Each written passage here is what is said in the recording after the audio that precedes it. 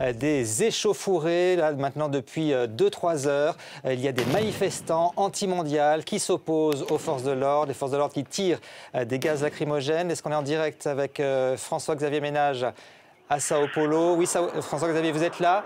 Il y a déjà des blessés apparemment. Oui, alors écoutez, effectivement plusieurs blessés, dont certains plus sérieusement que d'autres. Ce sont des échanges de gaz lacrymogène, des coups de matraque, des bombes assourdissantes également qui ont retenti tout à l'heure ici aux abords d'une station de métro où depuis déjà des jours et des jours, les manifestants avaient appelé à se rassembler, des groupes étudiants mais aussi quelques syndicats pour faire entendre leur voix en cette journée de spectacle et de fête pour le football.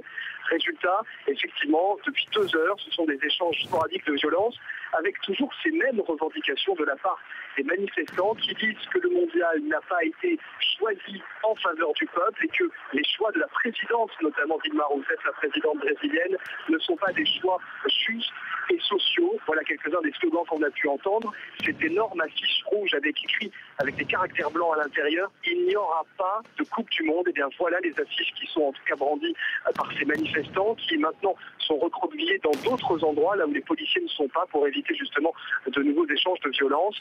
On rappellera enfin évidemment qu'on est à quelques heures seulement du coup d'envoi de ce mondial et que l'une des raisons évoquées par les manifestants pour qu'ils soient déployés ici dans la rue ce matin, c'était précisément justement de gâcher, je cite, une partie du spectacle. Oui, alors on comprend bien que la fête pourrait être gâchée, François-Xavier Ménage, mais est-ce que ces manifestations restent localisées ou est-ce qu'il y a un risque que ça dégénère ailleurs ?